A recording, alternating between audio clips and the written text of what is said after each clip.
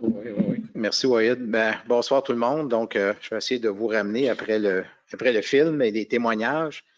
L'objectif de ce soir, évidemment, c'est de parler de mythes et réalités au niveau aluminium. Mon collègue Yves vous en dira un peu plus sur les aspects techniques. Donc, ce que je vais faire, en fait, c'est brièvement vous parler d'Alu-Québec, comment on peut travailler ensemble. Avant toute chose, je vais remercier le CEBQ pour l'invitation, remercier mon ami Robert Pierre qui nous écoute virtuellement. Il a passé beaucoup de temps dans la préparation de cette soirée-là, puis je suis vraiment content de ce qu'il a fait. Bon, il y a des gens qu'on ne voit pas qui sont là virtuellement, mais en tout cas, je vous salue quand même. Donc, je vais essayer d'y aller assez rapidement pour laisser du temps à mon collègue Yves. Donc, très rapidement, Alu-Québec, en fait, c'est la grappe industrielle de l'aluminium. Donc, on fait partie d'une des dizaines de grappes qui sont basées à Montréal. Nous, on a je dirais, une portée qui est québécoise. Donc, évidemment, notre objectif, c'est faire la promotion de l'utilisation de l'aluminium et évidemment, fédérer l'ensemble des intervenants ou des joueurs de la chaîne de valeur de l'aluminium. Donc, c'est autant les producteurs que les transformateurs et à la limite, les utilisateurs de produits d'aluminium.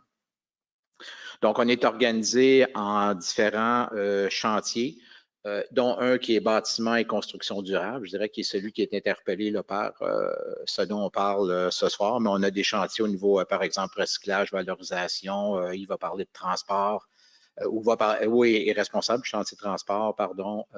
Donc, on a aussi infrastructure, ouvrage d'art.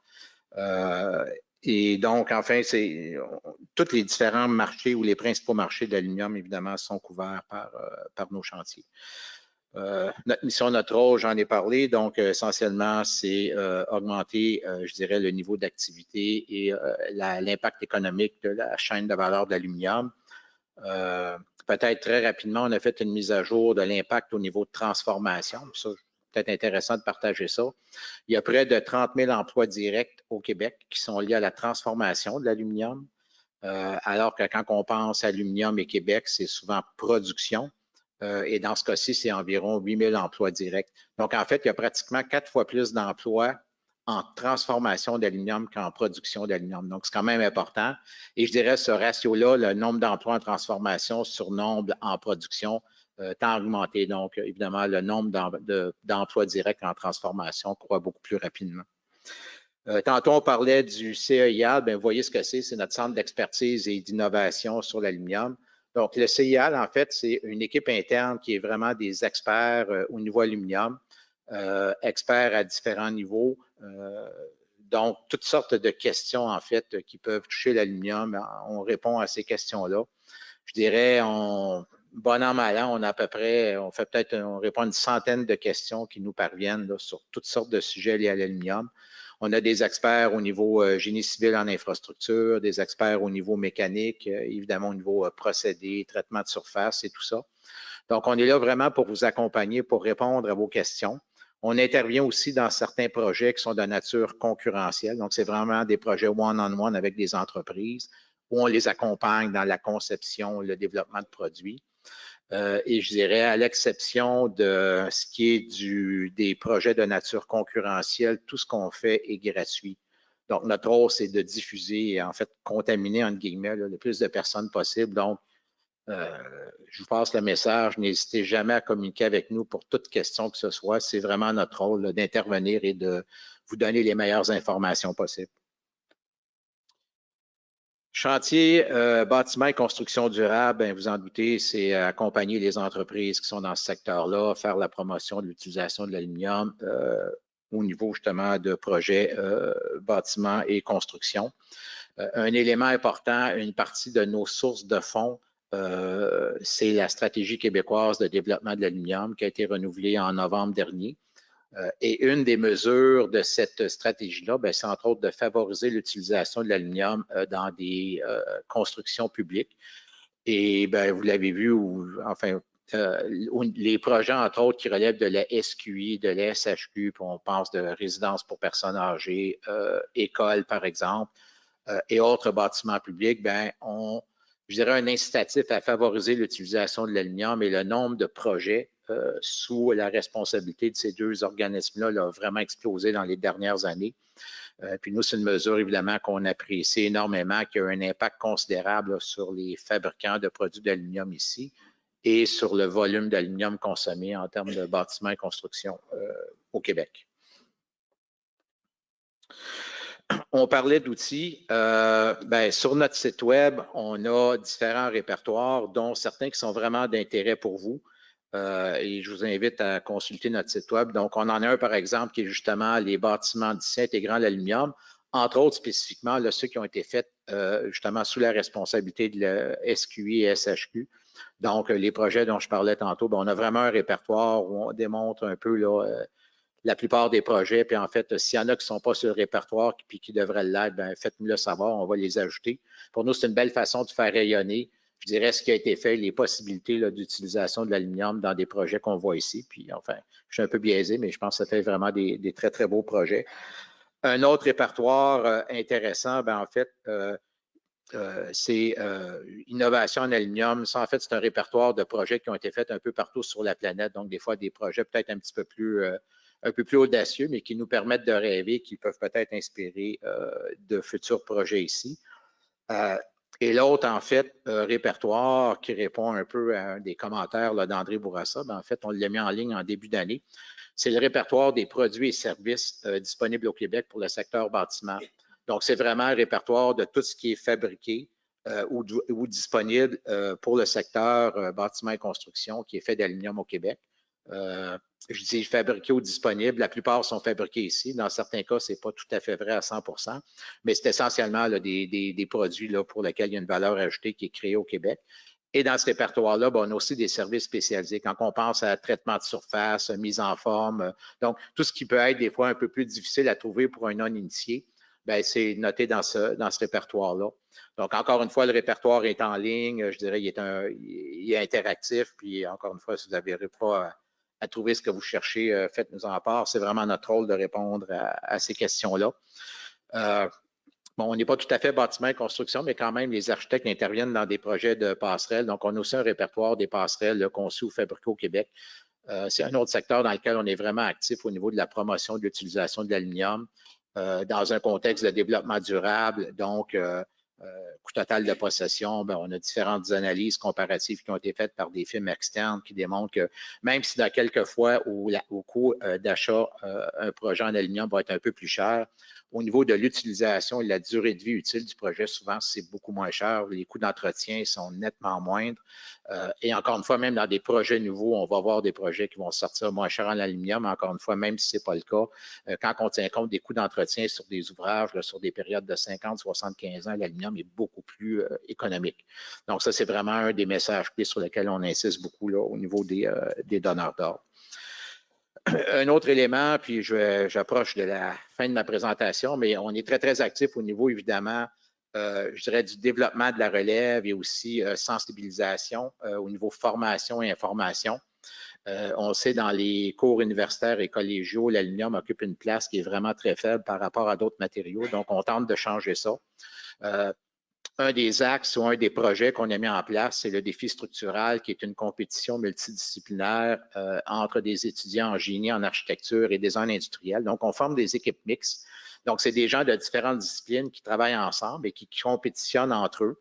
Les gens arrivent, ne savent pas du tout avec qui ils vont être en équipe, contre qui ils vont compétitionner. Donc, c'est vraiment comme si tu arrivais dans un nouvel emploi, on dit tu travailles avec telle ou telle personne. C'est un concours sur 3 jours assez intense, mais c'est vraiment une très belle expérience pour les étudiants. D'ailleurs, ça se déroule ici à l'ETS qui héberge ce concours-là. Puis, je dirais, à chaque année, le nombre de participants est en croissance, le nombre de commanditaires est en croissance et les entreprises, surtout des firmes de génie, d'architecture, sont vraiment actives parce que c'est une belle occasion de voir aller la relève et possiblement les attirer vers leurs entreprises. Il y a déjà eu dans le passé un concours d'idées en architecture qui avait été fait en 2018. Il est fort possible que ce genre de concours-là soit relancé pour, encore une fois, stimuler la génération d'idées au niveau de l'utilisation de l'aluminium. Un autre élément intéressant sur lequel on s'active, c'est accompagner les entreprises dans la rédaction de déclarations environnementales de produits. Dans de plus en plus de projets, de plus en plus de donneurs d'ordre ou d'acheteurs publics et dans certains cas privés, exigent la présentation et l'utilisation des DEP. On avait fait une première ronde en 2018. On est en train d'en lancer une prochaine. Donc, on est en période de sollicitation. Donc, je passe le message. S'il y a des entreprises qui sont intéressées à se joindre à nous, c'est des DEP, je dirais, par type de produit. Donc, on regroupe les entreprises pour un type de produit. Puis c'est une DEP conjointe qui donne une analyse de l'impact environnemental là, pour les joueurs de ce type de produit-là. On avait fait ça avec la firme AGECO, c'est CSA qui est un peu l'organisme, je dirais, qui supervise là, la réalisation de ces DEP-là. Donc, autant les architectes à l'écoute ou les entreprises, comme je vous dis, communiquent avec nous. ALU-Québec assume l'ensemble des coûts de la réalisation de ces nouvelles DEP-là. La contribution des entreprises, c'est essentiellement leur temps là, pour fournir les informations. Donc, le projet devrait commencer en février puis se dérouler en 2023. Donc, vous voyez les produits pour lesquels on va faire les DEP. Il est possible qu'on en rajoute du côté infrastructure, donc entre autres passerelles, lampadaires et possiblement équipements de signalisation routière.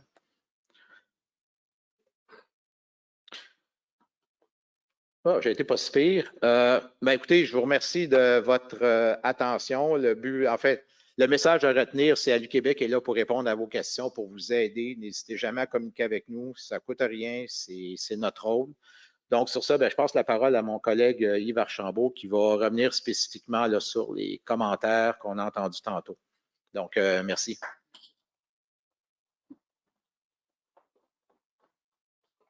Bonjour. Je vais faire un pas en avant.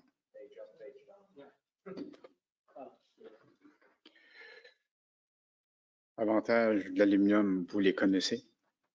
Là, ici, on va faire le pitch de vente. Après, on va aller gratter en dessous des tapis un peu, voir qu'est-ce que ça dit pas, ça. Là.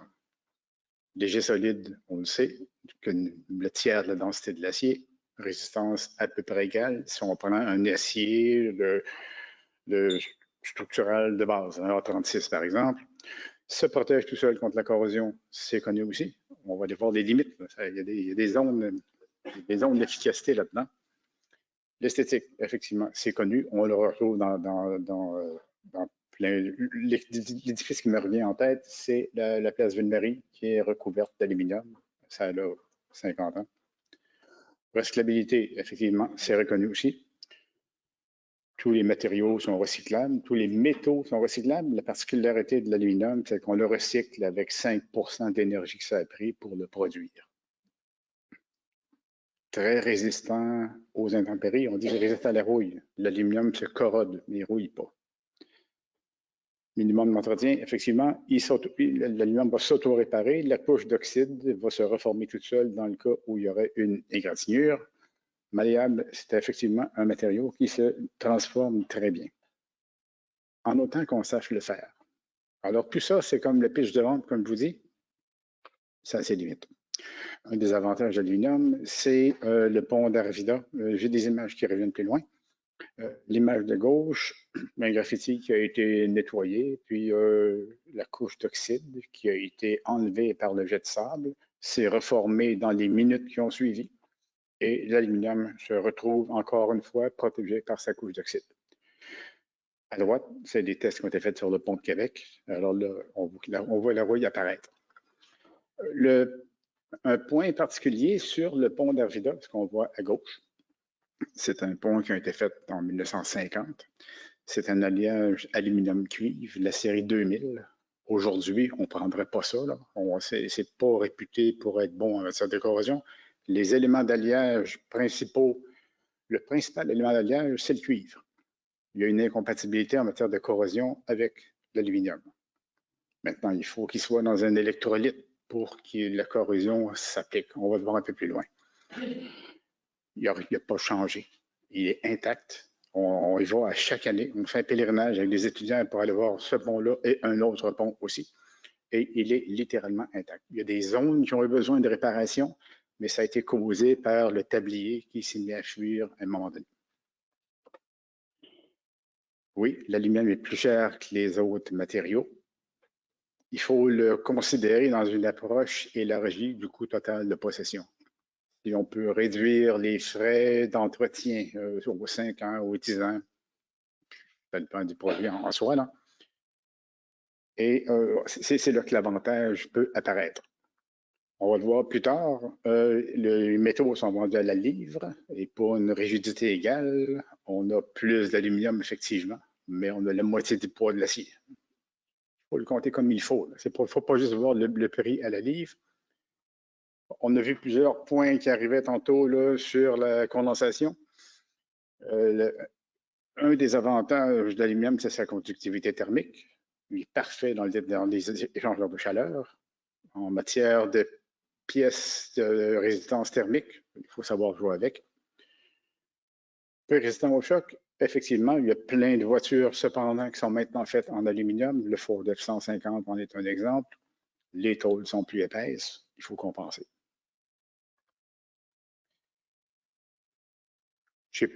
J'ai choisi d'adresser les principales questions, celles qui me semblaient les plus, à mon avis, les plus porteuses, les plus intéressantes. Je laisse de côté les aspects de conception liés aux dilatations thermiques, là, ces histoires-là.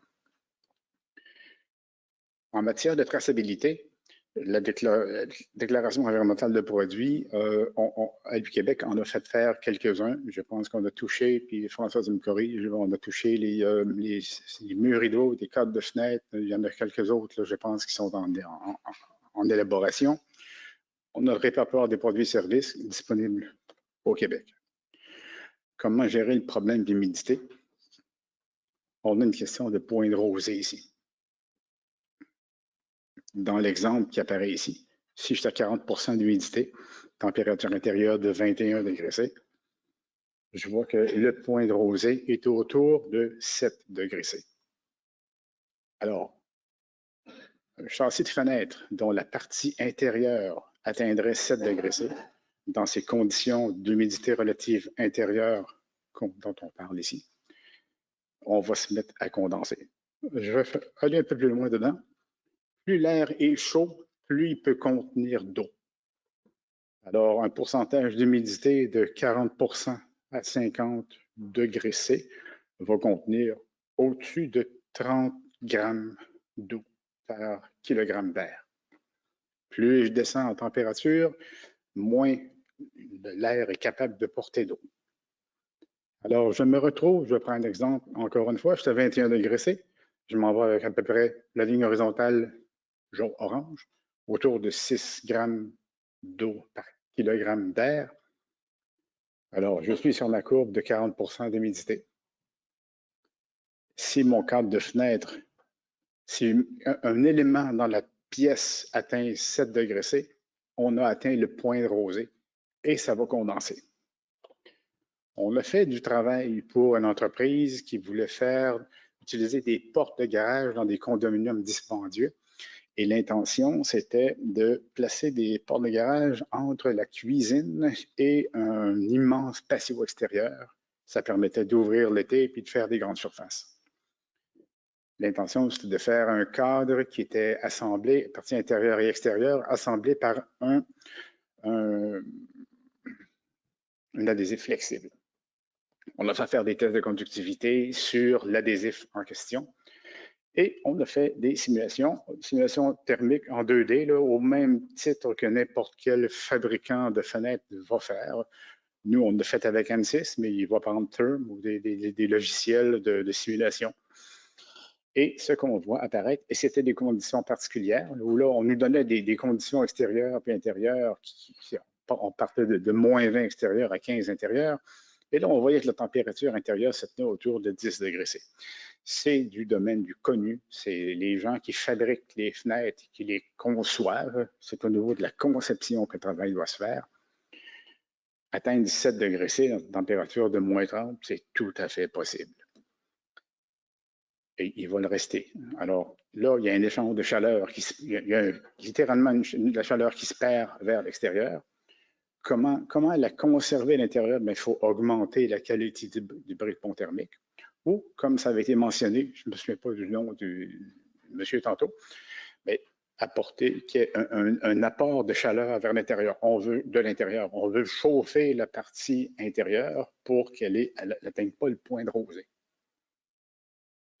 La solution, ben, vous le voyez, ça prendra un bris thermique parfait. Je pense que la perfection n'est pas de ce monde.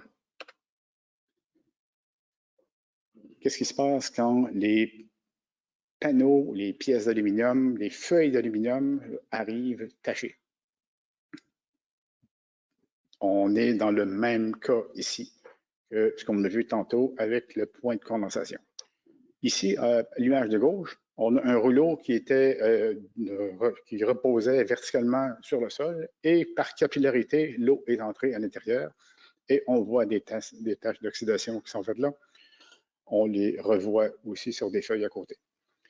Il y a j'ai dans l'image de droite, là, des guidelines sur la façon de minimiser les taches qui sont causées par l'eau sur des feuilles d'aluminium. Des feuilles entreposées, bien serrées une sur l'autre. Un exemple parfait, on est au printemps, on a des belles journées à 15 ou 20 degrés C et les nuits descendent à 3 ou 4 avec des bons taux d'humidité pendant la journée. L'entrepôt a les portes grandes ouvertes. Tout le matériel est chaud durant le jour. Il a été refroidi toute la nuit. Alors, ce qu'on a vu tantôt, le point de rosée va se produire entre chacune des feuilles. Et comme ils sont entreposés pour un petit bout de temps, l'eau qui est là va tacher les feuilles. En fait, lorsque c'est des taches noires qu'on va souvent voir, lorsqu'on est rendu avec de la poussière blanche, avec l'oxyde la poudre d'alumine, l'oxyde d'aluminium, là, ça fait longtemps. Là, on a atteint vraiment un niveau de corrosion. Mais la tache noire, en fait, c'est la première couche, là, les premières couches du chaîne d'oxyde qui se sont tachées avec le temps. Ça s'enlève par un acide. Ça peut avoir des limites, là.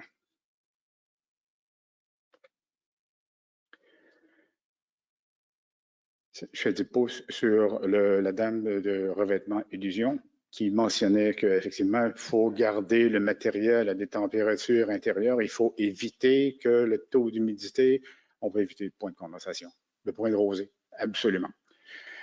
Des gens qui fabriquent dans le secteur automobile ont toutes leurs feuilles conservées à l'intérieur, c'est chauffé, les portes sont fermées, ils chauffent leur matériel.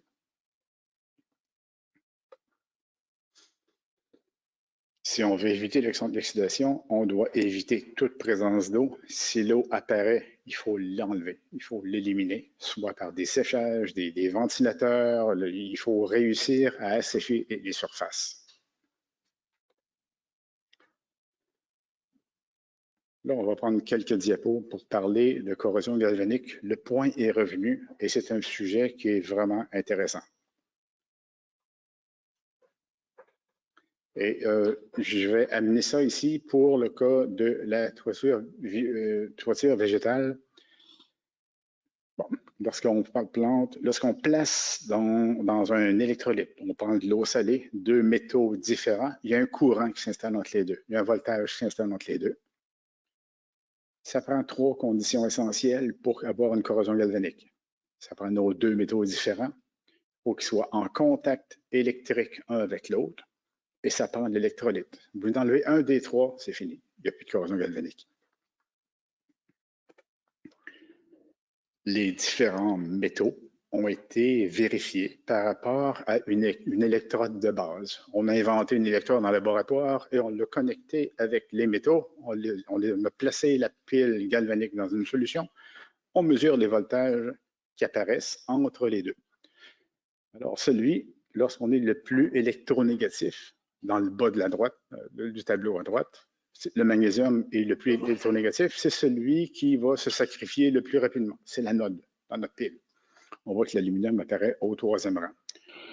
Donc, quand on veut placer de l'aluminium en contact avec, par exemple, de l'acier galvanisé, en fait, c'était de l'acier qui est recouvert de zinc, on a le zinc qui va se sacrifier pour l'aluminium. Pour ce faire, il faut qu'il soit dans l'eau. S'il n'y a pas d'eau, encore, ça prend une eau conductrice. S'il n'y a pas de liquide conducteur, il n'y en a pas de corrosion qui va s'installer. Ça dort. C'est la raison pour laquelle le contact, si je prends un exemple, acier inoxydable d'aluminium. Donc, l'aluminium est à moins 750 et l'acier inoxydable, on le voit à moins 100. On considère normalement qu'un 100 à 150, dans le maritime, on considère 100 millivolts. En bas de 100 millivolts d'écart de potentiel, il n'y a pas de corrosion galvanique qui s'installe. Dans la vie de tous les jours, un 150 fait le travail. Bon, alors dans mon cas, avec l'acier inoxydable, j'ai un 650 millivolts d'écart. Là, il va en avoir. On considère, pourtant, puis j'ai des manuels qui est de référence là-dessus, un pont sur lequel il va y avoir des éléments d'assemblage en acier inoxydable qui est installé dans une condition atmosphérique régulière. On a des exemples, 30 ans, 40 ans, il n'y a aucun effet. Alors, il faut voir que l'environnement, puis on l'a mentionné tantôt, l'environnement est déterminant dans le comportement d'une pile galvanique. Un exemple, sur des coques de bateau, on va voir des anodes sacrificielles qui sont littéralement collés ou boulonnés sur la coque. C'est des blocs de zinc ou des blocs de magnésium. Et ils vont se sacrifier pour protéger la coque. Mais là, on est dans l'eau salée tout le temps. Alors, c'est vraiment là un bassin d'électrolytes parfait. Un exemple intéressant, c'est que oui, on peut avoir des métaux qui ont un potentiel galvanique différent, qui sont en contact, et pourtant, on trouve que la cinétique, la vitesse, le taux de corrosion est très, très lent. Je donne un exemple ici. Je reprends mon exemple d'acier et d'acier inoxydable et d'aluminium. Je viens mettre un petit rivet d'acier inoxydable sur une énorme plaque d'aluminium et je mets ça dans l'eau salée. C'est l'aluminium qui va se sacrifier pour fournir les électrons à l'acier inoxydable. Mais il y en a tellement d'aluminium. Si l'anode est énorme et j'ai un petit élément qui serait l'inverse, ça fait une petite fumée puis c'est fini. Là. On s'entend, c'est une limite. Là. Mais si le ratio, le rapport de la surface de l'anode sur la cathode est très grand, la vitesse de corrosion est très, très ralentie. Parce qu'il y a une grande surface d'aluminium qui peut fournir le petit rivet. Ce n'est pas la même chose si la partie métallique qu'on voit au centre, je ne mets qu'une goutte d'eau salée par-dessus. Là, la partie d'aluminium qui va contribuer en matière pour le petit rivet d'acier inoxydable va être très petite. On a un débit de courant et ça se simule, c'est du travail qu'on a fait faire et ça se simule par une densité de courant. Donc, l'exemple apparaît ici. La petite goutte d'eau dont je vous parle, on la voit apparaître en vert là-dessus. Là. Alors, à gauche, j'ai deux métaux qui sont isolés. Il y a un isolateur électrique entre les deux. J'ai l'électrolyte qui les touche. Il n'y aura pas de corrosion galvanique. Dans le cas où je suis dans la deuxième image à partir de la gauche, j'ai deux métaux qui ont une très faible différence de potentiel électronégatif. Ils sont dans l'électrolyte. Il n'y en a pas de corrosion non plus. Troisième image, j'ai l'électrolyte d'un seul côté. Il n'y en aura pas non plus. Et sur l'image de droite, j'ai fait un revêtement sur une des parties qui fait qu'il n'y a pas de contact électrique. Dans le dernier cas, celui de droite, là, je suis en train de manger mon temps. Là. Dans le cas de celui de droite, on voudra mettre le revêtement sur la cathode, pas sur l'aluminium. Imaginez si on protège, intuitivement, on protégerait l'aluminium. Imaginez si on protège l'aluminium et je viens égratigner le revêtement en question. Alors, j'ai une petite fissure d'aluminium minuscule qui va vouloir fournir toute la grande partie, la grande surface cathodique. Ça va aller très rapidement.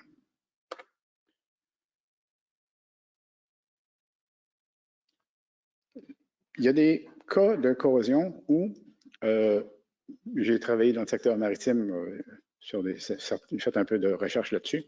le développement des produits de corrosion vont faire que les cavités qui sont normalement remplies d'eau salée, par exemple, vont se retrouver littéralement bouchées par les produits de corrosion. L'oxyde d'aluminium est plus volumineux que l'aluminium lui-même et ça bouche carrément l'interstice dans lequel on devrait normalement trouver de la corrosion caverneuse. Ça a été trouvé, expérimenté dans beaucoup d'assemblages marins. Alors, j'ai parlé de cinétique de la corrosion galvanique. On parlait tantôt, est-ce qu'il y a on peut élaborer sur les alliages pour éviter l'oxydation? Non, on ne peut pas élaborer là-dessus. L'aluminium s'oxyde, c'est de base. Il va s'oxyder tout seul. Et c'est une réaction naturelle. On n'a pas affaire au même aspect visuel. Une bobine qui sort d'un laminoir qui est presque un fini miroir, d'une autre qui est exposée aux intempéries atmosphériques normales depuis 20 ans. La couche d'oxyde va se développer, elle va se salir. On a vu dans des environnements marins qu'après 20 ans, il y a des piqûres qui peuvent se développer sur l'aluminium, mais ça se stabilise aux environs de 600 microns. 600 microns, c'est quoi? C'est 20-25 millièmes à peu près. Ça, c'est après 20 ans. C'est stabilisé. Dans l'eau, dans l'exposition marine, donc saline, c'est après 5 ans. Mais la stabilisation se fait aussi. Ça, c'était dans le cas d'alliage de la série 5000. Donc, si on veut avoir une oxydation, la façon de la contrôler, c'est de l'anodiser. Donc là, on a contrôlé le processus d'anodisation, on a attaqué l'état initial de la feuille, on l'a nettoyé, puis on lui a permis, par un procédé électrolytique, de rebâtir une couche d'oxyde très organisée. Je reviens avec l'apparence du pont. Le pont en question, vous le voyez sur l'image de droite. Bon, il est un peu foncé, il est grisonnant. Peut-être que sur un édifice public, là, qui aurait... Peut-être que pour un mur rideau, c'est pas chic. Ça, il faut en convenir. Il est intact, par exemple, puis il va l'être encore comme ça pour beaucoup d'années. Le bateau de gauche, c'est un bateau de travail. À la brillance qu'il y a là, c'est certain qu'il sort de l'atelier, il vient d'être fait. Assez rapidement, je pense qu'il va être grisonnant comme le pont à droite, mais il va être comme ça pendant des années. On parle d'une quarantaine à 50 années facilement. Il y avait un commentaire tantôt. Est-ce que c'est quoi les quantités d'aluminium requises pour réussir à faire le même travail que l'acier? Ici, là, je vous amène dans mon petit monde d'ingénieur rapide. On peut faire une conception à résistance égale. Donc, je veux être certain que ma poutre d'aluminium va porter la même charge que la poutre d'acier. Je compare un acier A36 à un aluminium 60-61 T6, les classiques. Deux poutres identiques, je vais pouvoir mettre le même poids dessus. Ils ont la même résistance mécanique.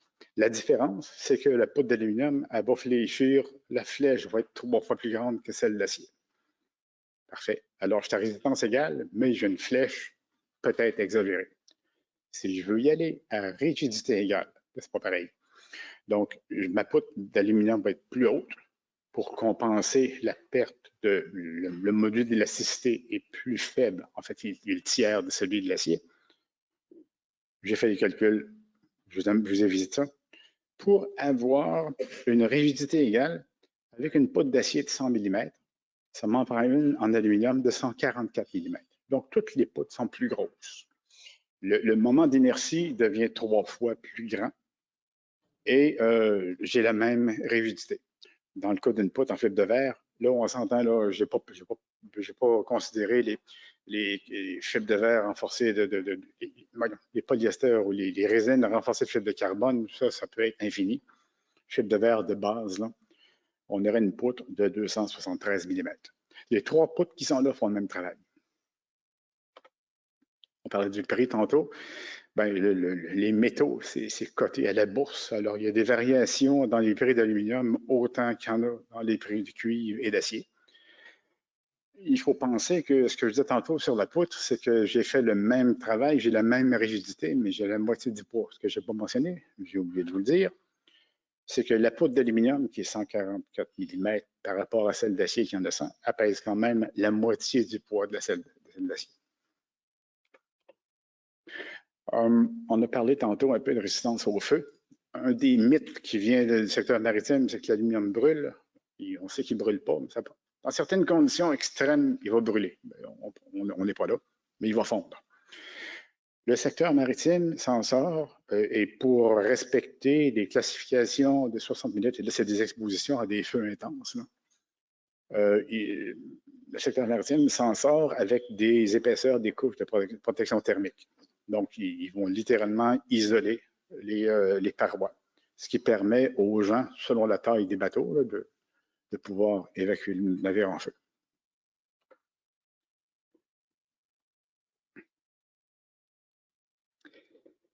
L'apparence inégale en des panneaux d'aluminium, dans cette question aussi, je me demande un peu comment l'interpréter. Je l'ai pris avec l'idée qu'on avait des panneaux qui étaient non finis. On a des panneaux naturels qui sont installés, puis ils vont être bons. Pardon? Parfait. Merci. Merci. Donc, on me mentionne que c'est un fini anodisé naturel.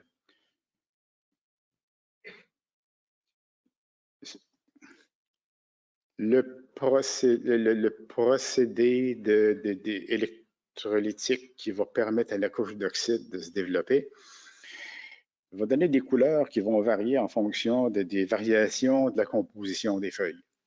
Est-ce qu'elles viennent toutes du même endroit? Est-ce qu'elles ont toutes la même composition? Est-ce que le procédé, est-ce que l'électrolyse en soi, est-ce que le procédé a été parfait?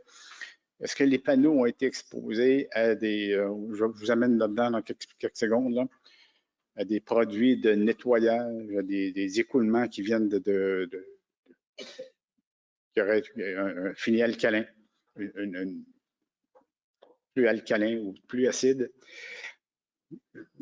J'ai de la misère à me prononcer autre que sur la provenance des feuilles. Il n'y a pas de laminoir au Québec. Les laminoirs américains sont surchargés de par les exigences là, je pense que c'est la règle 232 là, qui fait que toute compagnie américaine qui achète des tôles à l'extérieur des États-Unis va les payer 15% plus cher. Alors, les moulins américains fournissent les États-Unis, puis ils fournissent pas assez, et on importe quand même. On importe d'Asie, on importe de Grèce, on importe de Turquie, de Chine. Il peut y avoir beaucoup de variations. J'ai de la misère à me prononcer là-dessus. Il manque plusieurs éléments. Maintenant, je comprenais qu'il y avait peut-être une remise en état qui était demandée. Bien là, si on veut rentrer dans la remise en état, on parle vraiment d'un sablage et d'un polissage.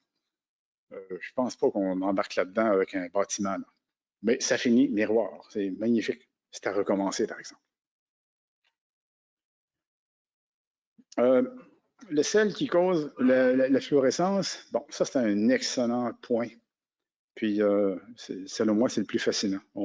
Monitor, merci d'avoir extrait la photo des petits meneaux, revêtement de meneaux, là, qui est plein de sel. Il semble plein de sel à l'intérieur. On a une condition spéciale, on va l'étudier. À titre d'exemple, la plus vieille toiture d'aluminium connue, c'est celle du dôme de l'église de San Gioacchino à Rome, faite en 1897. Aluminium pratiquement pur, donc c'est ça peut-être l'équivalent de qualité 1100, un alliage de 1100, 1150, 1050, quelque chose comme ça. Et il a perdu de l'épaisseur à certains endroits, mais il est encore bon pour beaucoup d'années. Lorsque l'on arrive dans les points faibles d'aluminium, lorsqu'on met l'aluminium en présence d'ions, ici on parle de chlorure, le taux de corrosion augmente très rapidement avec la concentration d'ions chlore. C'est la même chose avec le stainless 304 en passant, mais le 316 qui va s'en sortir. Autre faiblesse ou particularité de l'aluminium, l'aluminium est à l'aise, le film d'oxyde est tout à fait à l'aise entre des pH qui sont, je dirais, de 4 à 9 environ. Et c'est notre environnement dans lequel on vit. Alors, si on s'en va dans un pH acide, 1, 2, 3, le film d'oxyde se dissout. Même chose si on s'en va du côté alcalin. Beaucoup de produits de nettoyage sont très alcalins. L'efflorescence du béton est très alcaline aussi. Alors, on voit que si on expose l'aluminium à une zone, je dirais, un pH qui est à l'extérieur de ces zones de confort, puis on combine ça à des ions chlore, ça ressemble à du sel, ça, là. Ça va se corroder très rapidement. J'en reviens au meneau de tantôt parce que quand le monsieur en parlait, c'était au 4e étage d'un bâtiment. J'ai retrouvé une étude qui a été faite dans le coin de Chicago. Les autoroutes sont nommées, l'Interstate 55 et l'Interstate 355, où le département de transport d'Illinois a mesuré les concentrations de sel qui se retrouvaient autour des routes, transportées par le vent. Et ils ont retrouvé des signes de corrosion jusqu'au 59e étage.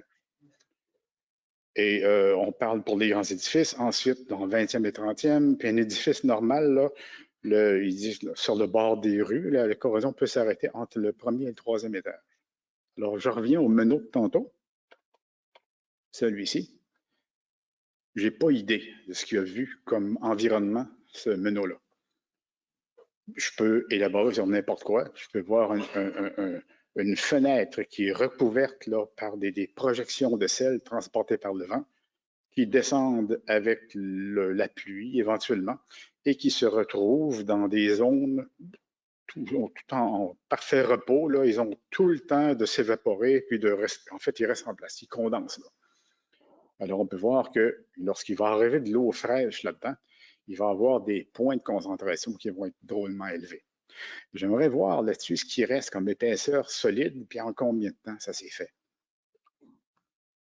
Ça ne veut pas dire que l'aluminium ne fait pas le travail, c'est qu'il faut voir qu'il y a peut-être des environnements qui peuvent être très particuliers sur une face du bâtiment, puis ce n'est pas le cas sur l'autre.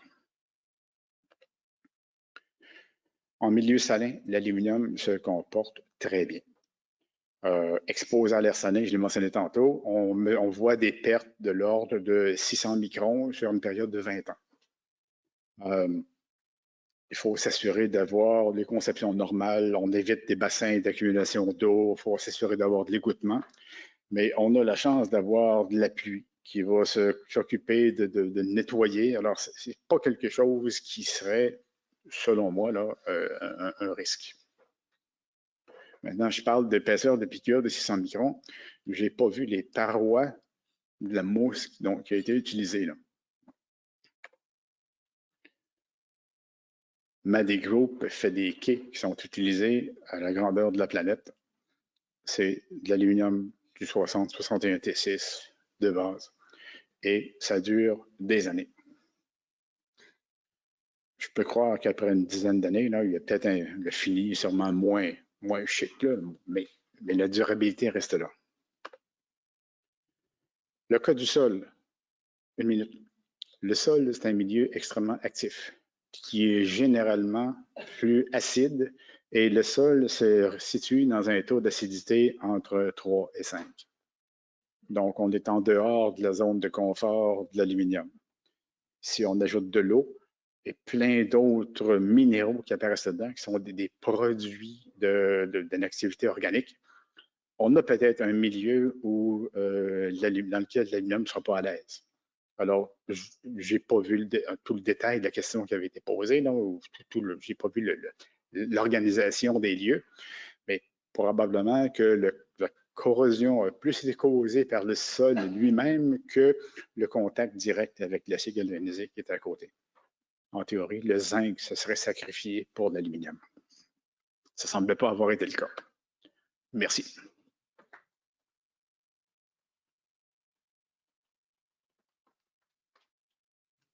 Merci à François, merci à Yves. Donc, on va enchaîner avec la troisième présentation avec Caroline Saint-Onge du CCMC. Merci à toi. Bonsoir à tous. Merci Wahid et merci pour l'invitation. Ce fut un plaisir de rencontrer CEBQ et également l'ALU Québec. Alors, ma présentation est une perspective complètement différente les commentaires techniques que nous avons entendus. Excellente présentation. Alors, sans plus tarder, ma présentation comprend 3 volets. Je vais débuter par une brève description du CCMC, faire un survol de la stratégie d'évaluation des produits novateurs et par la suite présenter des cas d'évaluation de produits à base d'aluminium.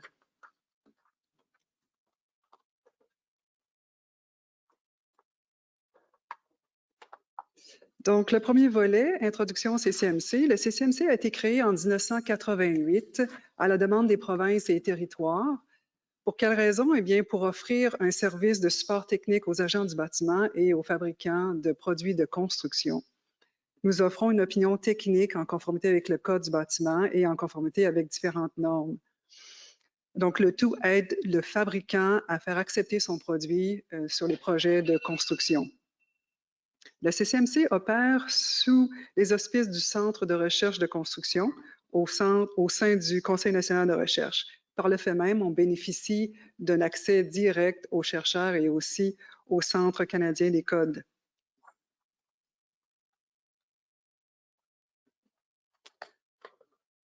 La raison d'être du CCMC, comme je le mentionnais tout à l'heure, c'est d'offrir une opinion technique indépendante pour que les agents du bâtiment, les officiels qui prennent les décisions dans les villes et municipalités pour accepter ou refuser les produits, aient des ressources techniques indépendantes parce qu'ils n'ont pas toujours ces ressources-là disponibles, alors ils ont besoin d'opinions indépendantes.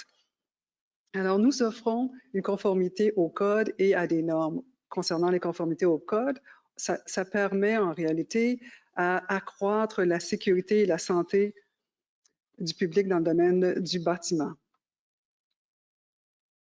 Il y a 2 catégories de produits que nous évaluons, c'est-à-dire les produits novateurs. On dit novateurs, mais il y a beaucoup de produits novateurs qui ne sont pas nouveaux. Par contre, ils n'ont pas de normes. Alors, c'est pour cette raison que nous devons développer un document technique qui comprend toutes les exigences techniques, les critères de passage pour évaluer le produit et s'assurer qu'il y aura un risque très minime au niveau de son usage en service. Donc, la première catégorie, puisqu'il n'y a pas de normes, on développe un guide technique et par la suite, ce document-là qui contient tous les essais techniques, tous les essais à faire en laboratoire, le fabricant devra faire des essais et lorsque nous révisons les résultats d'essais, si tout est conforme, on publie une opinion technique dans un rapport d'évaluation. Les rapports d'évaluation sont publics, mais pas les guides techniques. Les rapports d'évaluation sont disponibles sur le recueil d'évaluation du CCMC en ligne. Donc, l'autre catégorie consiste en l'évaluation de produits normalisés, des produits pour lesquels il y a des normes qui sont développées par différents organismes tels que USC, CSA, ONGC. Alors ici, notre document technique consiste en une directive d'évaluation qu'on transmet aux fabricants de produits et ce document fait référence à des normes. Lorsque les essais sont faits, on publie une fiche d'évaluation qui contient une opinion qui dit le produit est conforme à une norme spécifique. Donc, encore une fois, ce document-là, fiche d'évaluation, est disponible en ligne dans le recueil d'évaluation de CCMC. Donc, 2 documents disponibles en ligne, les rapports d'évaluation pour les produits novateurs et les fiches d'évaluation pour les produits normalisés. Le recueil d'évaluation contient plus de 500 évaluations.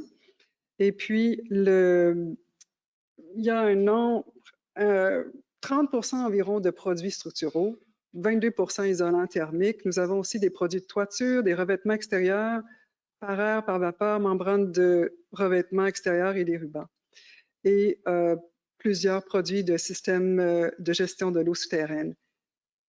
Nous avons certains produits à base d'aluminium qui font partie de la catégorie des isolants thermiques, produits de toiture, revêtements extérieurs et font partie de d'autres catégories.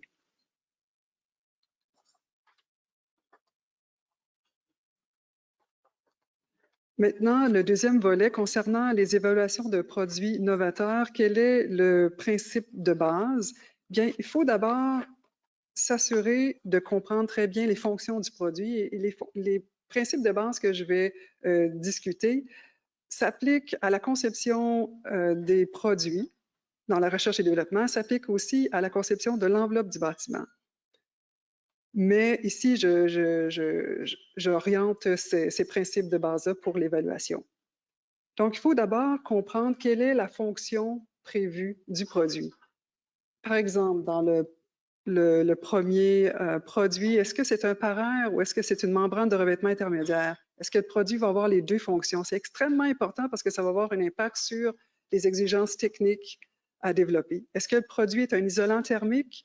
Est-ce qu'il va atténuer la transmission du son ou est-ce qu'on parle d'un isolant thermique ayant une fonction structurale, oui ou non? Tout ça, encore une fois, c'est très important à identifier au tout début. Mis à part la fonction, il faut comprendre où le produit sera utilisé dans le bâtiment. Par exemple, si le produit est une membrane de revêtement, un paraire, par exemple, s'il est utilisé du côté extérieur du bâtiment, il sera soumis à des expositions aux intempéries qui seront différentes si le paraire est situé du côté intérieur du mur. Si le produit est situé sous le sol, sous la dalle de béton ou du côté de la toiture, ce sont tous des aspects qui sont extrêmement importants à comprendre, encore une fois, pour le développement des exigences techniques. Mis à part la fonction et son utilisation, lorsqu'on sait où le produit sera utilisé dans le bâtiment, on va pouvoir identifier quelles sont les charges environnementales extérieures. Alors, s'il s'agit d'un revêtement extérieur d'aluminium, les charges environnementales extérieures, pluie, vent, neige, etc., devront être analysées. Ici, il sera soumis à l'air salin. Sinon, il devra y avoir une restriction, c'est-à-dire restreindre le produit hors environnement air salin. Et évidemment, si le produit est installé sous le sol, il y aura d'autres charges importantes à considérer, soit pression de sol, les organismes dans le sol, l'humidité, le radon, etc. Il faut aussi considérer l'environnement intérieur, spécialement dû aux activités humaines. On produit de la chaleur, l'humidité, il peut y avoir des charges. Il y aura effectivement des charges vives, circulation piétonnière, donc des charges dynamiques ou statiques exercées sur certains produits. Alors, tout ça est à prendre en considération et également les charges dues à l'enveloppe et lors de la construction. Je veux juste vous énumérer quelques exemples. Si on parle d'une membrane d'étanchéité à l'eau, lorsqu'elle est exposée, installée, le remblai sera par la suite installé et la membrane va subir des impacts. Est-ce que la membrane devra être évaluée pour vérifier si elle est capable d'être soumise à des impacts ou on doit protéger la membrane avec un revêtement? Donc, c'est des questionnements à se poser. Par exemple, s'il s'agit d'un polyuréthane giclé sous une dalle de béton, un polyuréthane utilisé comme une barrière au gaz, radon, lorsque le polyuréthane est installé, la prochaine étape de la construction, c'est de couler la dalle de béton. Parce que la dalle de béton va avoir un impact sur le polyuréthane qui va faire en sorte que sa performance de barrière au radon va être affectée. Donc ça, c'est des aspects qu'il faut regarder et développer les méthodes d'essai en conséquence pour vérifier ces aspects-là. Et plusieurs autres aspects qui sont dus à les charges mortes, la compatibilité entre les matériaux, etc. Par exemple, s'il y a un matériau qui est installé dans l'entretoit, un isolant, quelle est sa résistance à la corrosion parce qu'il va être en contact avec les plaques métalliques des fermes de toit, etc. Donc, lorsque tous ces éléments-là, plus l'analyse du code est faite pour comprendre les exigences du code, quelle est la solution de rechange, quelle est la solution de référence, pardon, du code, le CCMC développe un document technique, comme je disais tout à l'heure, qui contient tous les essais techniques, les critères de passage pour pouvoir évaluer la performance du produit.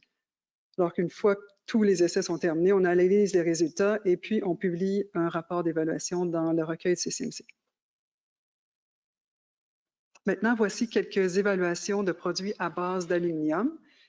Certains produits sont normalisés et d'autres novateurs. Pour le moment, nous avons quelques produits novateurs et nous avons déjà eu des produits de bardage en feuillage d'aluminium, en feuillard d'aluminium. Le bardage en en feuillard d'aluminium. En fait, vous connaissez certainement ce produit. Il doit être conforme à la norme CGSB 93.1 qui comprend des exigences pour la tôle d'alliage d'aluminium préfini et la norme CGSB 93.2, bardage en feuillage, installation horizontale ou verticale. Ces deux normes, en fait, sont référées dans le code du bâtiment à la sous-section 927.11. Le code exige non seulement que le revêtement de bardage en aluminium soit conforme à ces deux normes-là, mais aussi exige que la tôle d'aluminium préfinie doit avoir une épaisseur de plus de 0,58 mm. Sauf si les tôles sont posées sur un support ou un revêtement intermédiaire ayant une épaisseur de plus de 0,46 mm. Les normes incluent des exigences concernant les vis, concernant des essais de porte-à-faux sur le bardage, etc. Alors, plusieurs essais sont requis pour vérifier les propriétés et la performance des matériaux. Cet exemple de produit, vous avez sans doute vu à plusieurs occasions des panneaux de polystyrène avec un film d'aluminium en surface. Il s'agit d'un film à base de papier craft aluminisé qui est adhéré au panneau de polystyrène. Quelle est la fonction? Il s'agit le panneau lui-même, pas la pellicule seulement, mais la pellicule et le panneau ensemble, lorsqu'ils sont installés vis-à-vis une lame d'air qui est scellée, cet assemblage va permettre d'accroître la résistance thermique du mur. Alors, il s'agit d'un panneau qui est cloué sur le mur de béton et l'aluminium, le fini aluminisé, fait face au panneau de gypse. Différentes installations de fourrure peuvent être utilisées, horizontales, verticales, même doublées. Et plusieurs essais ont été faits pleine grandeur, c'est-à-dire en laboratoire, dans des chambres de 8 par 8 pour vérifier la résistance effective thermique du produit. Aussi, des résultats de résistance thermique effective ont été faits à partir de modélisation.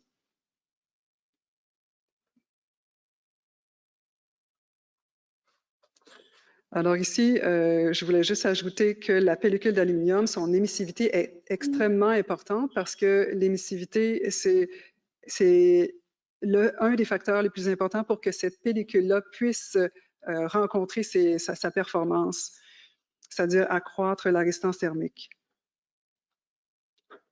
On me fait signe que je dois accélérer. Je vais aller rapidement maintenant. Un autre exemple de panneau avec une membrane à base d'aluminium. Il s'agit d'un panneau isolant sous vide, qu'on appelle en anglais les VIPS panels. Vous avez peut-être déjà entendu les PIV en français. Donc, il s'agit d'un cœur fait de microfibres isolantes pressées à base de silice encapsulé sous vide dans une enveloppe. Et l'enveloppe, c'est elle qui est faite à base d'aluminium et de film de polymère laminé. Donc, les fonctions principales du panneau, c'est un panneau qui offre une résistance thermique installée soit dans les murs ou dans les toitures. Pour simplement 1 pouce, on peut avoir une résistance thermique de 25 à 50. Donc, c'est un panneau assez incroyable au niveau de sa résistance thermique. Cependant, ce genre de panneaux ont une très grande fragilité, évidemment, aux perforations, parce qu'on parle d'un panneau sous vide. Donc, s'il est perforé, sa résistance thermique va diminuer, c'est-à-dire va réduire à environ R7 au pouce. Alors, pour pallier à cette fragilité du panneau, il faut l'installer soit dépendamment de l'application. Si l'application est mur rideau, les restrictions pour l'évaluation sont que le panneau doit être installé dans une unité scellée, une unité de verre scellée. Si le panneau est installé dans des murs de murs non porteurs de colombage d'acier, dans une structure de béton, par exemple, le panneau PIV doit être protégé par des panneaux rigides d'isolant. On a fait des essais pleine grandeur sur, je m'excuse, je pense que j'ai modifié la dimension.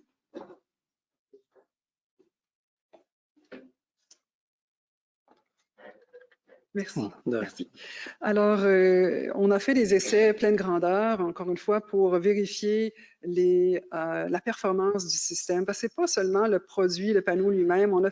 On exige des essais sur le panneau lui-même et le film d'aluminium. Mais il faut regarder aussi la performance du système. Donc, on a exigé que des panneaux soient installés dans des murs et on a soumis les panneaux, le système à des charges de vent pour vérifier la flexion et le comportement du panneau. Et ensuite, on a mesuré la résistance thermique. Donc, résistance thermique avant et après que l'assemblage de murs soit soumis à des charges de vent. Ici, il s'agit d'un système de vitrage brise-vent pour balcon avec des profilés en aluminium. Malheureusement, je n'ai pas reçu tous les détails concernant la construction du système, alors je vais aller rapidement puisque je dois aller rapidement de toute façon. Encore une fois, ici, non seulement les matériaux eux-mêmes sont importants à regarder, c'est-à-dire la qualité de l'alliage, les finis, etc., et la compatibilité entre les matériaux, mais il faut regarder également comment le système va fonctionner. Alors ici aussi, il y a des exigences de vent sur le garde-corps et la partie supérieure du système pour assurer la sécurité des occupants. Nous avons également un bardeau de toiture, c'est-à-dire un panneau fabriqué à partir d'aluminium. C'est une tôle de 0,48 mm recouvert de polyfluorure de vinylidène. Et la surface présente un motif qui simule les bardeaux de fente ou d'ardoise traditionnels. Donc, la fonction, c'est un bardeau de toiture installé avec des vis d'aluminium ou en acier inoxydable. Alors ici, certaines propriétés avant et après vieillissement ont été vérifiées, soit la qualité du revêtement, l'épaisseur du revêtement, l'adhérence du revêtement, la dureté, souplesse, résistance à l'humidité du revêtement, etc. Et soumis encore une fois à des essais de vieillissement accéléré. Alors, je passe rapidement à la prochaine et dernière cas de produit à base d'aluminium. Il s'agit d'une couverture isolante contre le feu. C'est un produit fabriqué à partir de calcium, de magnésium et de silice encapsulé dans une pellicule d'aluminium, renforcée de fibres. L'épaisseur est d'environ 38 mm, mais disponible aussi dans les épaisseurs de 76 mm. Donc, sa fonction, c'est un isolant thermique contre le feu pour conduits ou tuyaux dans le bâtiment. Alors ici, les préoccupations étaient évidemment au niveau de la température d'opération du système. Si le produit recouvre des tuyaux dont la température est de 120 degrés Celsius, il faut faire des essais pour démontrer quelle sera la température de la surface du matériau. Il faut que la température de surface du matériau soit inférieure à 70 degrés Celsius. Et il y a des essais qui ont été exigés pour la corrosivité, conductivité thermique, permanence à vapeur d'eau, etc. Tout ça aussi avec l'objectif de regarder la durabilité du produit, c'est-à-dire la résistance à l'humidité, aucun signe de délamination, de corrosion, ni de perte de métallisation. Alors, plusieurs essais ont été exigés et à la fin, l'exigence de performance, une exigence principale, le degré de résistance au feu. Alors voilà, j'ai accéléré. Désolée.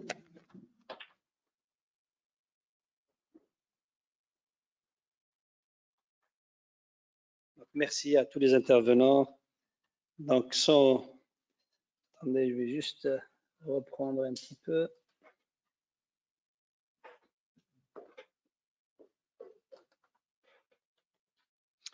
Voilà, arrivé. Désolé pour ce contretemps, mais comme j'ai dit, c'était un peu. Je pense que ça valait le coup de rester un petit peu plus, de voir l'évaluation et les questions techniques. C'est-à-dire, on est parti du point de vue vision, du point de vue utilisation des matériaux en aluminium, à voir la problématique, les questions, les problèmes qui existent concernant, je dirais pas les problèmes, ce qui se passe sur les chantiers, les raisons pour lesquelles ce n'est plus le matériau lui-même, c'est les conditions auxquelles le matériau est exposé.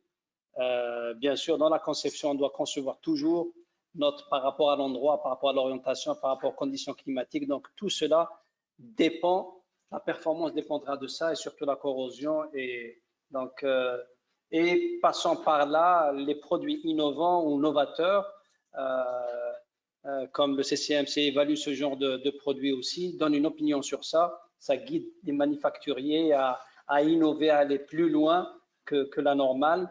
Et pour les autres, c'est des fiches d'évaluation, comme on dit, pour les matériaux déjà normalisés qui veulent avoir un guide technique sur cela. Donc, trop tardé, je laisse d'abord aux présents ici de poser les questions aux intervenants. Ils sont là pour y répondre.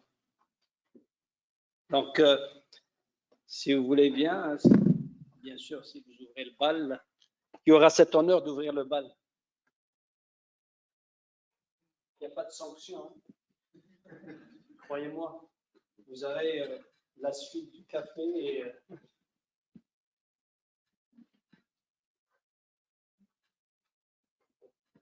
allez.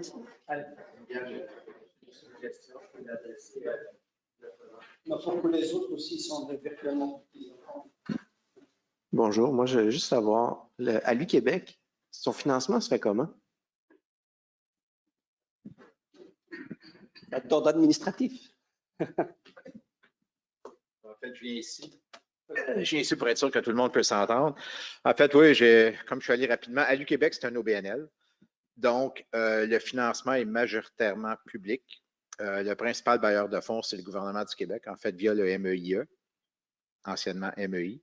Il y a Développement économique Canada, il y a la CMM, Communauté du Montréal métropolitain. Donc, c'est environ, là, je dirais, 75% financement public, puis un 25% qui est privé. Donc, on a quand même des partenaires privés, là, des contributeurs qui sont parmi on voyait les gens à la fin de notre présentation. Là, donc, il y a des producteurs, il y a des organismes aussi qui financent à l'UQuébec. Mais on est une OBNL, donc c'est vraiment, puis je dirais, comme les autres grappes industrielles, on connaît Ecotech, par exemple, Propulsion pour la mobilité électrique, Aéro Montréal pour ce qui est du secteur aéronautique. Donc, nous, c'est vraiment côté aluminium. C'est un peu un organisme de développement économique pour la filière. D'autres questions? Il n'y a pas de... Alors, les présents, vous voulez un peu de café? Un peu de café? Moi, je posais une question sur la... Il n'y a pas de question. Est-ce que vous avez une relation étroite, c'est-à-dire en tant qu'industrie, plutôt dans le domaine de matériaux en aluminium, avec le CCMC, par exemple? Est-ce que c'est des produits au fur et à mesure? C'est une machine, c'est-à-dire à faire les évaluations dans l'innovation, parce que vous avez un CEI. Centre d'expertise des innovations, oui, de l'aluminium. Est-ce qu'il y a matière ou ça existe déjà, la relation CCMC avec... C'est une relation qui a débuté ce soir. Grâce à Robert Pierre. Non, mais en fait, il me semble que le son est fort, il y a beaucoup d'écho, mais je dirais, nous, on va travailler avec, par exemple, les fabricants, ceux qui développent des produits. Donc, on va les accompagner au niveau de l'expertise. On n'a pas d'expertise au niveau normatif. On n'est pas des experts de marché. Donc, on va parler d'aluminium avec des gens qui font du matériel de transport ou bâtiment et construction. Et généralement, c'est ces entreprises-là qui, eux, devraient ou doivent connaître, par exemple, le CCMC ou des organismes normatifs. Je reposerai la même question à Caroline. Est-ce que vous avez des contacts ou des questions concernant les évaluations de ce genre de produits? C'est une grande industrie, c'est-à-dire utilisé un peu partout dans toute champ d'application.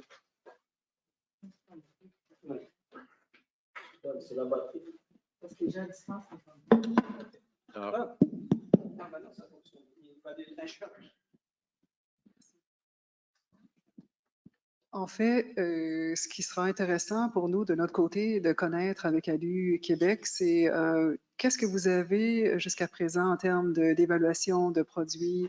On appelle ça l'acronyme m'échappe, les NEP en français, je crois. Les DEP? DEP, merci.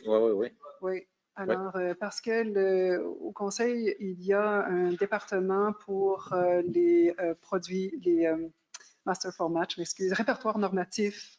Et il y a aussi un programme de recherche pour les produits à base de faible carbone. Et donc, ce serait intéressant de connaître qu'est-ce que vous avez comme documentation jusqu'à présent dans ce domaine. Oui. En fait, les 4 DEP qui avaient été publiés sont publics. En fait, on les trouve même via le site CSA.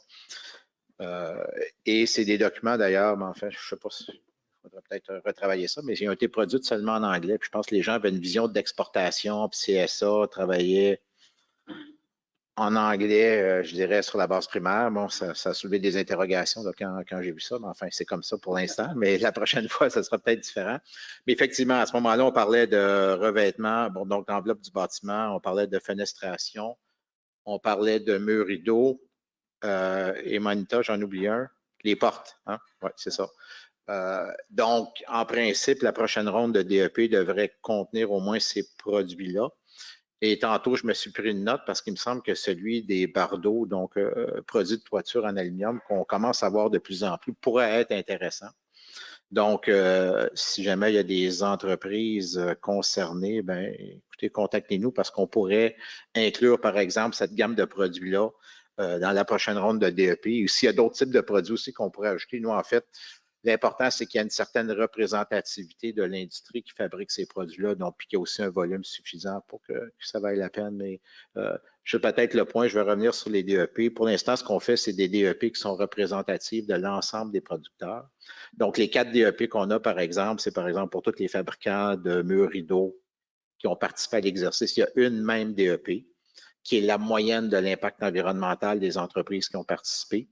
Donc, et ce genre de DEP-là, de groupe, je dirais, est un document là, qui est fonctionnel. Si les gens veulent aller plus loin qu'une DEP spécifique à leur propre production, là, ça, c'est une autre étape dans laquelle on n'est pas impliqué pour l'instant, mais je dirais que dans la première démarche qui était recommandée, ce qui avait été choisi, ce qui est choisi pour la prochaine étape, c'est vraiment déjà de faire un premier exercice. Ce que j'ai compris, ce que j'entends, c'est que pour l'instant, ce n'est pas encore demandé systématiquement, mais de plus en plus dans des discussions avec, par exemple, la SQI ou même SHQ, dans certains cas, on regarde, on le demande ou on considère le demander. Et évidemment, on pense aussi au développement de marché, donc dans certaines juridictions hors Québec où les produits sont exportés, dans plusieurs cas, bien, on va aussi exiger ces DEP-là. Donc, pour nous, c'est vraiment une façon d'aider les entreprises à avoir on appelait ça un droit d'entrée pour participer à certains projets. Puis, il faut garder aussi en tête, je ne sais pas si on a entendu parler du projet de loi 12 qui a été voté en juin à Québec. Un des buts visés, c'est de favoriser les achats locaux, mais en utilisant évidemment des critères, par exemple, d'impact environnementaux. Nous, on pousse aussi pour prendre en compte le coût total de possession, mais donc, en prenant en compte, par exemple, l'impact environnemental et à ce moment-là, donner une cote supérieure pouvant permettre un écart de prix jusqu'à 10 mais on pourra favoriser l'utilisation de ces produits-là qui pourront produire une DEP. Donc, c'est un autre élément, je dirais, qui va devenir de plus en plus significatif. Et cette loi-là qui a été votée au niveau des achats publics, qui couvre entre autres Hydro-Québec, le gouvernement du Québec, et éventuellement, je pense, certains achats municipaux via du financement provincial, bien, va graduellement se mettre là, en application. Pour l'instant, le projet de loi est voté. De quelle façon il va s'opérationnaliser, ça reste à voir. Mais ce que j'essaie de dire finalement, c'est que je pense que la notion de DEP et la notion d'évaluation d'impact environnemental des produits va devenir de plus en plus critique. Donc, je pense que c'est important pour les entreprises de se positionner. Oui.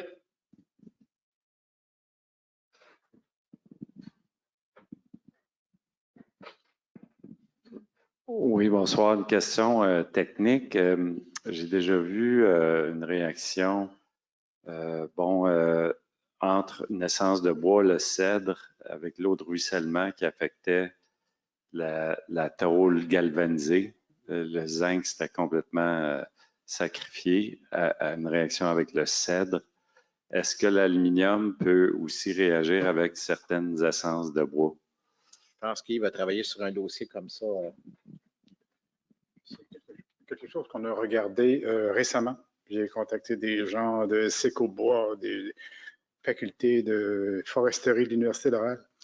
Effectivement, il peut y avoir des extraits du bois qui varient en fonction des essences. Et il peut se produire quelque chose. Dans le code actuellement, il est suggéré de mettre un intercalaire entre les matériaux, entre le bois et l'aluminium.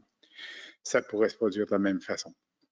Mais je n'ai pas les détails quels composés, au pluriel interviennent, dans quel taux d'humidité, je ne peux pas répondre à ce stade-ci.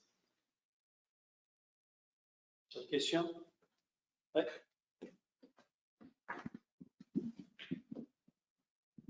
Bonsoir, question pour vous concernant la corrosion galvanique. Je me demandais, parfois en cas de réfection de bâtiment avec des balcons existants en acier peint, on se trouve contraint de peut-être installer un garde-corps en aluminium par-dessus puis de ne pas être en mesure de séparer électriquement les métaux adéquatement.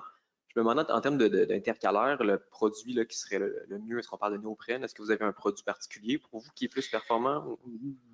On a vu dans le transport utiliser une espèce le terme qui me revient, c'est un Mylar, M-Y-L-A-R. En fait, j'ai vu des rubans faits par 3M, le numéro m'échappe, 8903, 5 et 2, puis ça c'est des épaisseurs. C'est un produit autocollant, extrêmement isolant sur le plan électrique, mais j'ai vu des gens utiliser aussi des membranes de type Soprema. J'ai vu toutes sortes de produits être utilisés pour couper le contact. Là. Mais je comprends que dans le cas du balcon, avec les bases de poteaux, là, il peut y avoir une zone d'entrappement d'eau. Effectivement, c'est important de les protéger. S'il n'y a pas de façon d'égouttement non plus, il faut éviter d'avoir une accumulation d'eau à l'intérieur. Puis je me demandais aussi au niveau de l'ancrage en soi, là, vu que je me retrouve à avoir un ancrage qui est entre un aluminium puis entre un acier. Là. Des fois, on parlait, je pense, d'un acier inoxydable. Ouais. Je ne sais pas s'il y a une situation qui est toujours parfaite. Là. Je me demandais s'il y a moyen spécifiquement d'isoler électriquement l'ancrage. Ça existe. On le retrouve dans le cas de connexion entre des brides d'aqueduc ou de conduite souterraine. Il existe des manchons avec des rondelles qui vont vraiment s'insérer autour de la vis et qui permettent de couper le contact. J'ai vu du travail similaire. Des essais ont été faits par le ministère des Transports où ils ont pris un tube thermo-rétrécissant qui a été installé par-dessus les vis. Et ça a coupé le contact, effectivement. Merci à vous. Merci. Est-ce qu'il y a des questions, les gens virtuels? Oui, Caroline. Est-ce que vous avez vu pour solution des enduits au lieu d'un polymère utilisé comme bris? Est-ce que des enduits? Une peinture fait le travail. Mais oui, d'accord. Ouais. OK, s'il n'y a pas de questions, moi j'ai deux questions avec vous. Quel pourcentage d'applications dans la construction que vous avez dans ALU Québec par rapport aux autres, par rapport au transport, est-ce qu'il y a un pourcentage de 20, 30%? C'est approximatif. En fait, c'est des données plus à l'échelle. En fait, c'est ce qu'on voit au niveau nord-américain. Donc, c'est vraiment à très haut niveau. On ne l'a pas spécifiquement au niveau de Québec. Là. Okay. Et le secteur construction, c'est généralement dans l'ordre de 25 à 30 du volume alimentaire. Ouais. Je dirais, il y a à peu près là, un tiers des trois gros marchés. En fait, c'est le transport, qui est environ aussi un autre 30 puis le secteur emballage et bâtiment et construction. C'est vraiment les trois gros domaines. C'est les domaines les plus importants dans les GES et dans les... Donc, et une chose Caroline t'avait dit concernant, il y a un département hors que CCMC qui évalue ce qui est DEP, tout ce qui est environnement, tout ce qui est dans l'avenir. Donc, il y aura une éco-évaluation. Ouais. D'autres questions?